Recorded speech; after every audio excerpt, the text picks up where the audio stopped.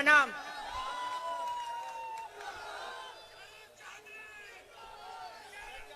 पहले तो मैं सुधेश जी अपने भाषण में कह रहे थे कि चारू को बुलाया आशीर्वाद देने के लिए, तो मैं ये कहना चाहती हूँ मैं आशीर्वाद देने नहीं आशीर्वाद लेने आई हूँ। बहू हूँ, वैसे तो अब बहुत साल हो गए, मुंह दिखाई का जिक्र नहीं करूंगी, पर बहू हूँ, हमेशा आशीर्वाद लेने ही आऊंगी।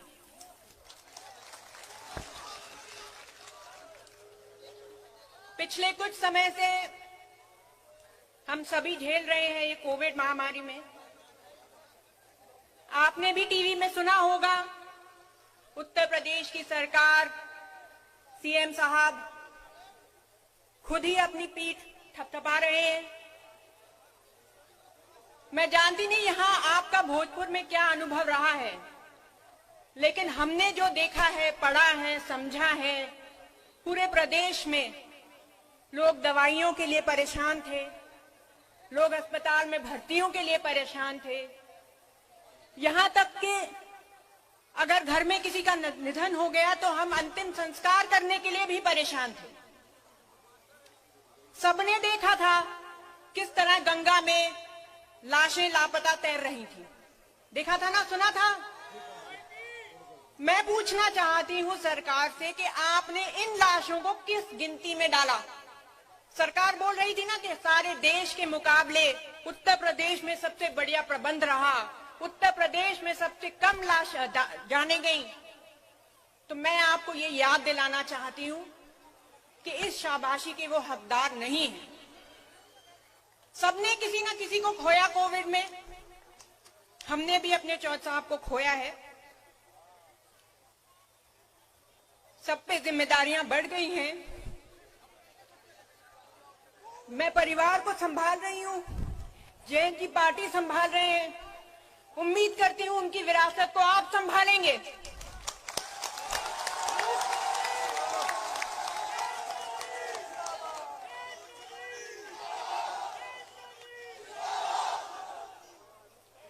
आजकल बहुत चर्चा हो रही है कि सरकार ने किसान कानून वापस ले लिए।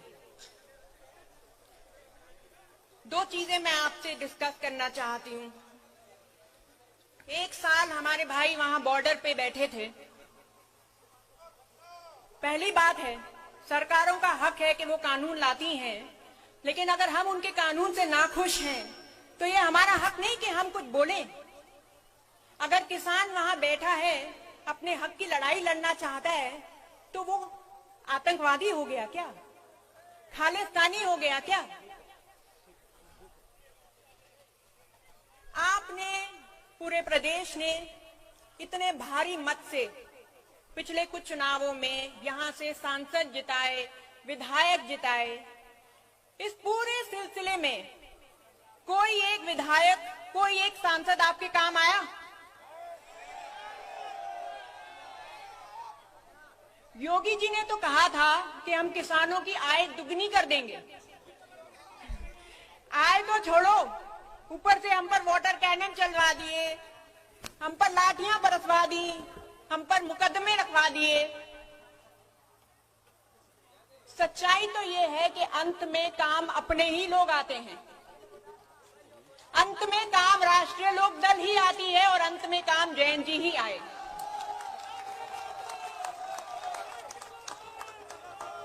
आपने देखा था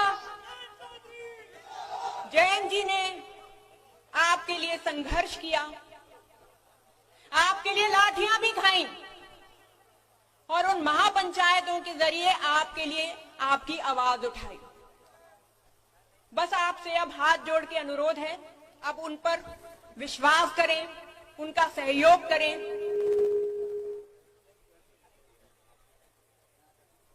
असल में अब जो माहौल प्रदेश में बन चुका है, उससे सब परेशान हैं, सबके मन में दुख है, दर्द है, आक्रोश है।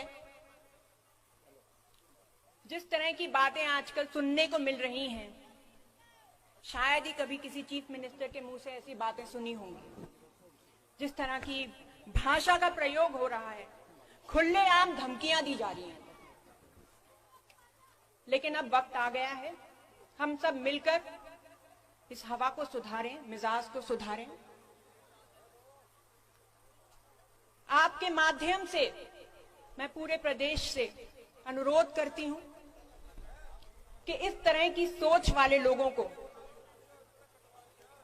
इस तरह की नफरत फैलाने वाले लोगों को, इस तरह की ध्रुवीकरण वाली बातें करने वाले लोगों को अब आप लात मारकर ठुकरा दीजिए।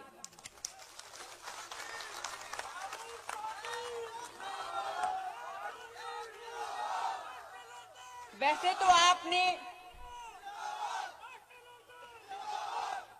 आपने अभी हाथ उठाकर भरोसा दिलवा ही दिया है, फिर भी आई हूं, फर्ज बनता है एक बार फिर सुदेश जी के लिए मुझे आश्वासन दे दीजिए। इन्हें लखनऊ भेजना है कि नहीं? बहुत परेशान है सुरेश जी, बार बार बुला रहे हैं। दिल खोल के एक बार फिर इनको आप आश्वासन दे दीजिए।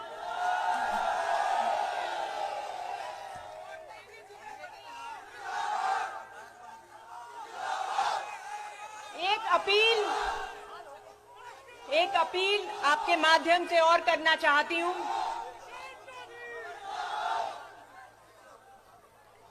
मैंने लाठियों का जिक्र किया था, एक नजर मैं आपकी हाथरस पे भी डलवाना चाहती हूं। हम सब ने देखा वहां उस लड़की के साथ क्या हुआ, उस बच्ची के साथ क्या हुआ। पूरा प्रशासन उसके खिलाफ हो गया, उसके परिवार के खिलाफ हो गया। रातों रात चोरी छिपे उसका अंतिम संस्कार हुआ। बात बदले की नहीं है। मैं सिर्फ इतना कहना चाहती हूं, अगर अन्याय हो रहा है, हमारे बीच किसी परिवार के साथ अन्याय हो रहा है, किसी बच्चे पे अत्याचार हो रहा है, तो क्या अगर हमारा कोई आदमी वहां जाकर उसका हाल पूछना चाहता है तो उसने क्या गलत किया? क्या मतलब था मेरे पति पे इतनी लाठियां बरसाने का? गुंडा है वो, मवाली है। क्या गलत किया था जयंत चौधरी ने? ठीक है, आप प्रशासन हैं, आप सरकार हैं, आपका मन चाहा तो आपने उन पे लाठियां बरसा दी, लेकिन मुझे पूरा भरोसा है कि उन लाठियों का पूरा हिसाब पश्चिम उत्तर प्रदेश आपको देगा। आप लाठियां बरसाते जाइए, लेकिन जयंत चौधरी की आवाज को आप नहीं दबा सकते। जब जब अन्याय होगा, आपने लखीमपुर में भी देखा था, उन्होंने पूरा जोर लगाया, लेकिन जयंत चौधरी ने ठान ली थी कि मैं सुबह चला, जब चला मैं वहां पहुंच के रहूंगा, और जयंत चौधरी वहां पहुंच के रहे थे। जिस तरीके से लखीमपुर में जो हादसा हुआ, उसके बावजूद आपने उस गुनहगार के पिता को अपने बगल में बिठा के रखा। आज तक वो मंत्रिमंडल का हिस्सा है।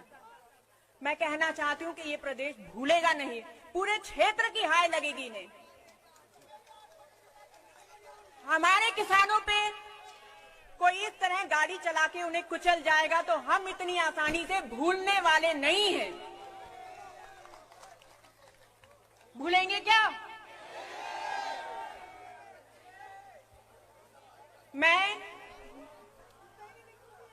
आपके माध्यम से इस पूरे पश्चिम उत्तर प्रदेश से एक हाथ जोड़कर निवेदन करना चाहती हूं। आपने जयंत चौधरी के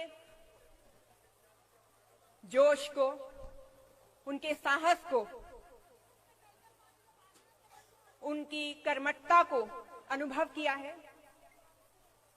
समय समय पर उन्होंने अपनी काबिलियत का और अपनी क्षमता का आपको सबूत दिया है।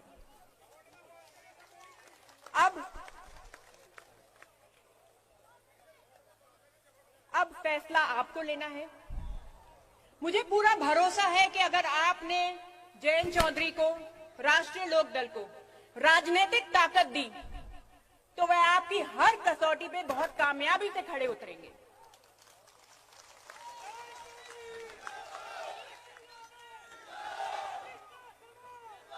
देखिए, अब चौधरी साहब हमारे बीच में नहीं रहे,